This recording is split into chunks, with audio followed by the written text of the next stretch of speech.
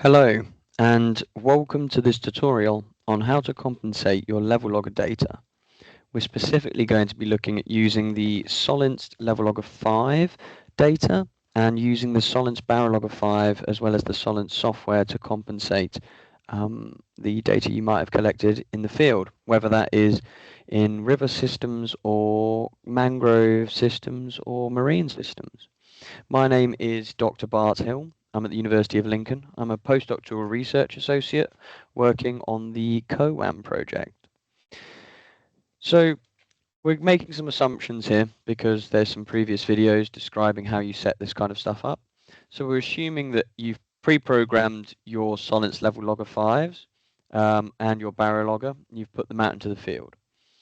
You've now installed these. This is an example of one of them being installed on a mangrove prop route. And then you've returned to your site after however long your collection period is, let's say in this case 3 months, to collect your data. And now you're wondering, well, what do I do with this? Just a quick, brief recap before we kind of go over exactly what we're going to do and how it all works. I think it's important that we come back to actually how the Levelogger itself works and how the Barologger themselves work. So the way they work is by basically having a very small diaphragm, similar to breathing in and breathing out, and a crystal, usually a quartz crystal of some kind, which emits a small amount of charge when depressed or pushed on. So the pressure is allowed in, whether that is from air, water, whatever, or physical pressure. That then pushes on the diaphragm. This diaphragm either expands or contracts based on what that pressure is. So if it's low pressure, then the diaphragm won't have as much pressure on it, so it'll probably push out. And if it's got a lot of pressure on it, then it will push in and basically press that crystal down. How that voltage changes will allow the sensor to figure out how much pressure is on it, whether that's total pressure, air pressure, water pressure. The logger itself, for example, say this is one that's deployed in a borehole, you'll have the total water pressure plus the atmospheric pressure on top of it, which will give you this T, which is total pressure, which is what the Levelogger records. A barologger also records total pressure, but is typically kept out of the water. So just to provide you an example of kind of the setup and give you a reminder, this is a AI generated image. I'm just going to put that disclaimer out there now, of a transect where you might deploy your kind of Levelloggers and your barologger. So for example, the barologger is deployed on a tree. That records the atmospheric pressure, so the total atmospheric pressure. We then have the Levelloggers that are deployed at the root of these mangroves, because our project is obviously based around mangrove prop roots and looking at kind of the impact that mangroves have on wave attenuation and water level attenuation. So they're all installed at the bottom and become submerged during tides. So the Levelloggers record the total pressure, not just atmospheric, they record the water plus the atmosphere. The atmospheric pressure collected by the barologger is then subtracted from the Levelloggers, and that gives us the total water pressure. That water pressure is then converted into water level above each of the pressure sensors. So to just give you a quick example of how we actually do that calculation, is once we basically get the water pressure, the total amount, which is, in this case, we're going to call that P water. So that's the amount of water pressure after barometric compensation, so after you remove the atmospheric.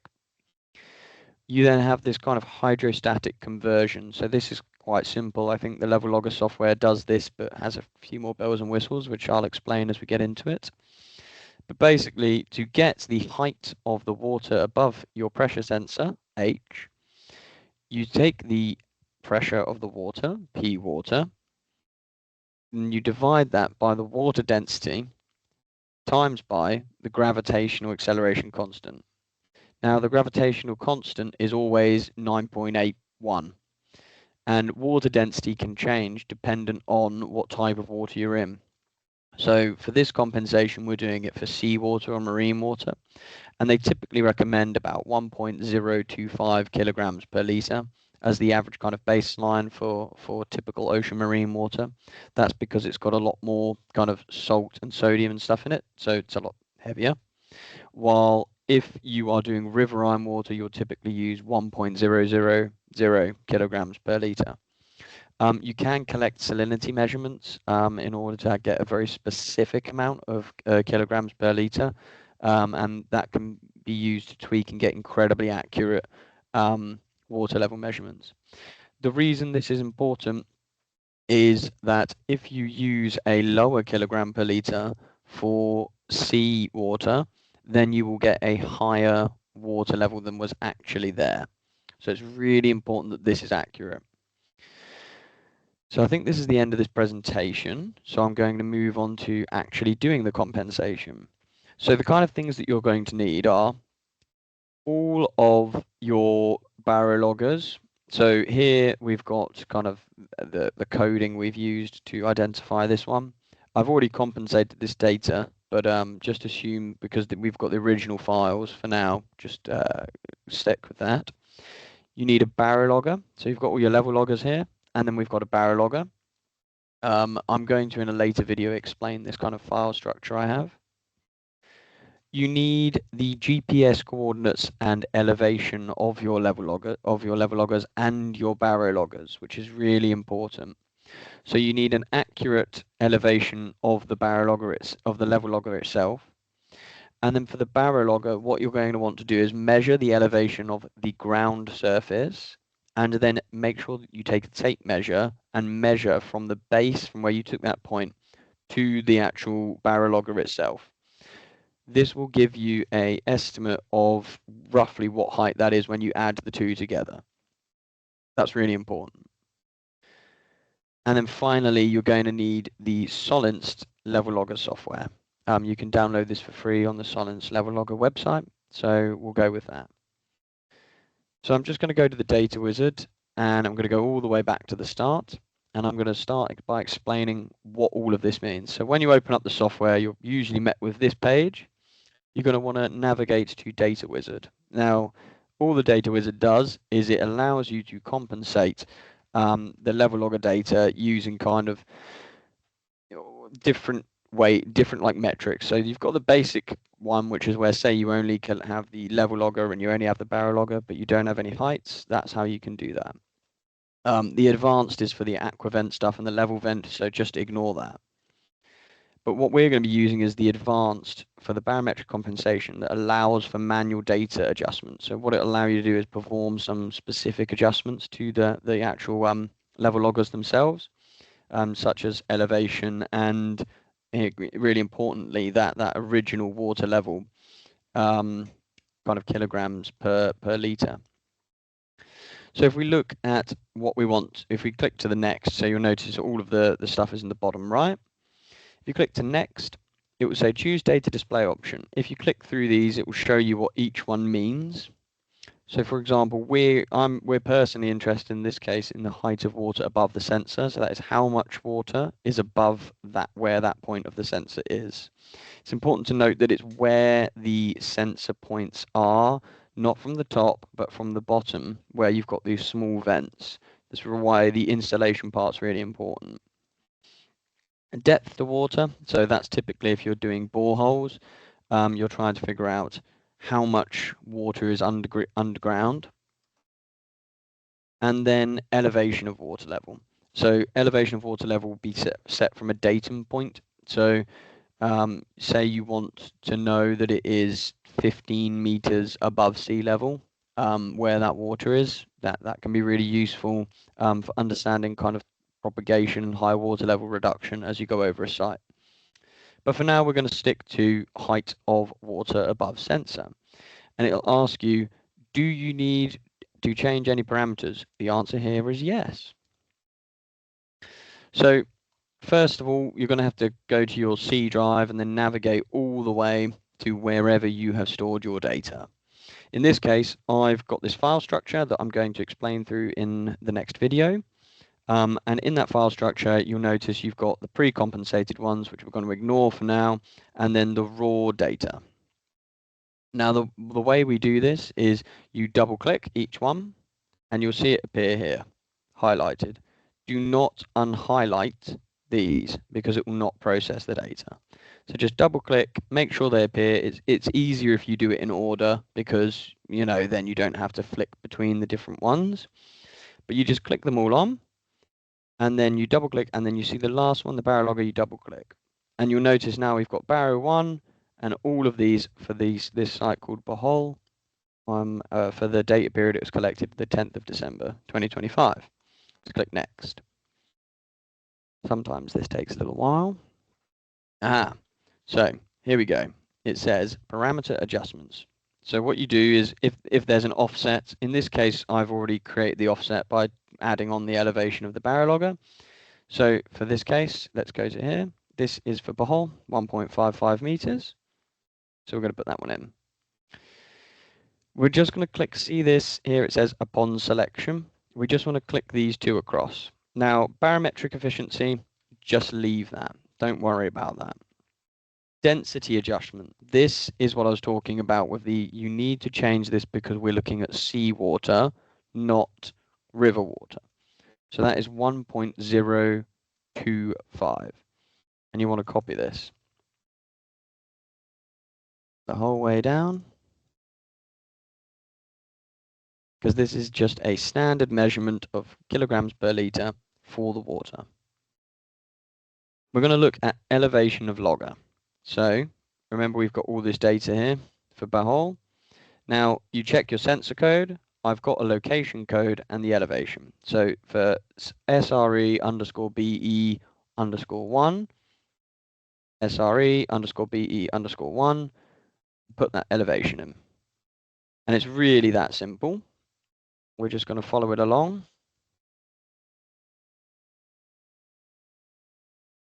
Feel free to speed up this part of the video.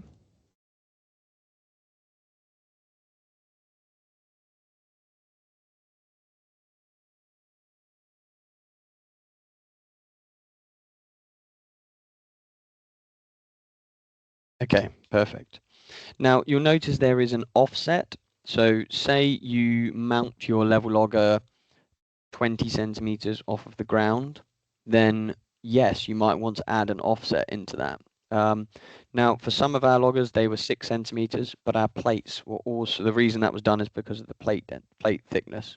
So in this case, we're not going to add an offset, but if you were, say, mounting them, I don't know, 50 centimeters above the bed level of a river, or say you were mounting them 20 centimeters on stakes somewhere, you would add this offset in. So this is the elevation of the Levelogger at the bottom of the plate, and this is an offset. So it's just an extra bit of parameter if you want to add it in, but we're going to just take the elevation of the Levelogger. And then all you do is you click next. Do you want to overwrite all output files? For this one, I'm going to click no, because I don't want to. Just in case, I'm going to put these into a new folder.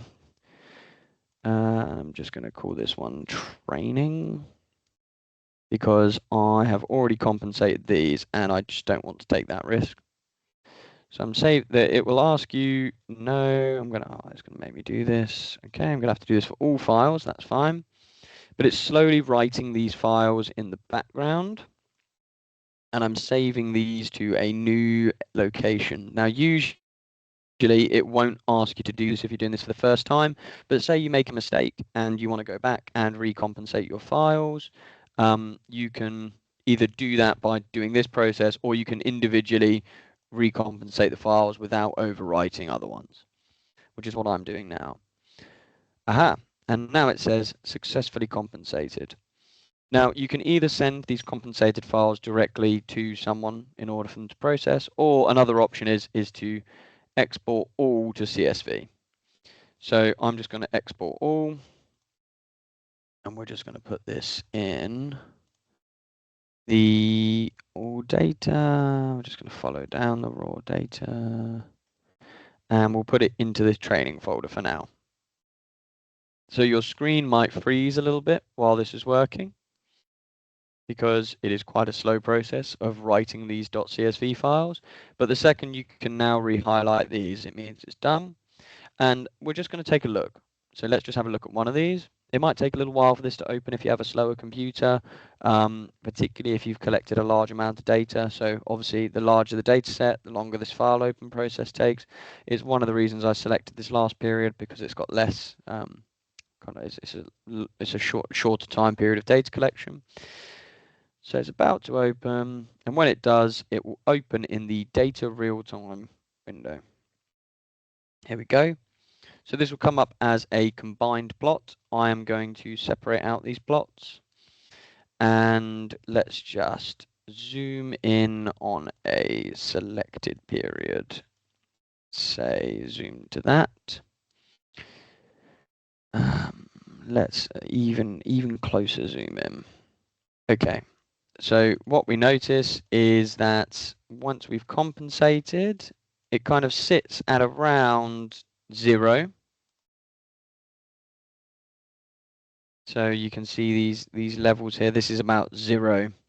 So it sits here, 0, 0, 0, and then the highest measurements are about 0.6 meters. So very, very useful, very interesting, and we can go back to 100%, and you can see this plot over the whole time period. So there you go, that is your data compensated, and if you want to have a look at this in your training data, see, remember I mentioned these .csv files? Let's just open this up.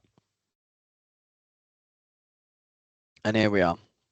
You'll see this kind of CSV format that makes it really easy to work with. You'll have date, time, and the level, and temperature. So if we go, let's just go all the way down here. It might be worth noting that you can kind of look at all of this over time, see how it fluctuates and changes.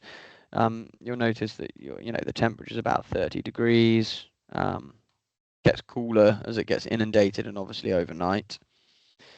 Another thing that you can do if you want to make your life easier when you want to come back to this data and have a look at it is you can add a date time column. So I'm just going to close this because it's not working for some reason, but you can add a date time column.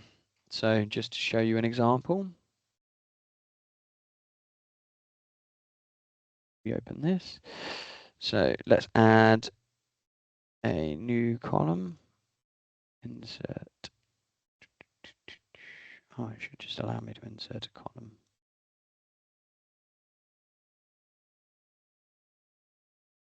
There we go.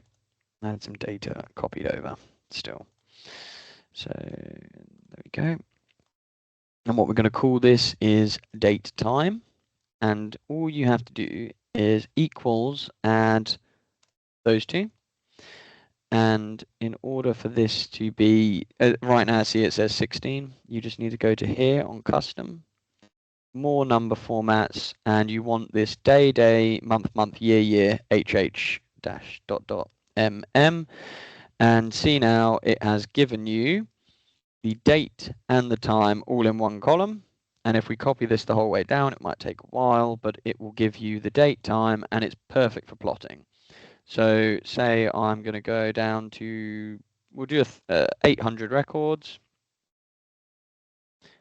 And we'll also do another 800 records-ish, if I can get to it.